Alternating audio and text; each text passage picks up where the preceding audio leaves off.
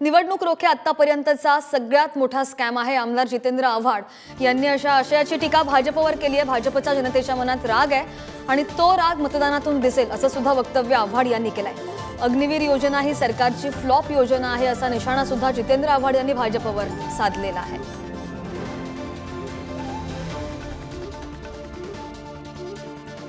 सरकार जर गरिबांची भूक भागू शकत नसेल तर राज्य काय कामाचा असा प्रश्न आता लोक विचारू लागलेत। त्यामुळे ही निवडणूक वाटते तेवढी सोपी नाही आणि संविधान बदलणं याचं स्वप्नही त्यांनी बघू नये।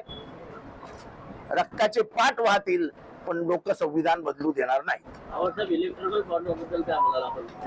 इलेक्टोरल बॉन्ड्स हा या देशातला कधी नव्हता घडलेला एवढा मोठा स्कॅम आहे आणि म्हणूनच बीजेपीच्या अकाउंट मध्ये आजही 5,000 कोटी रुपये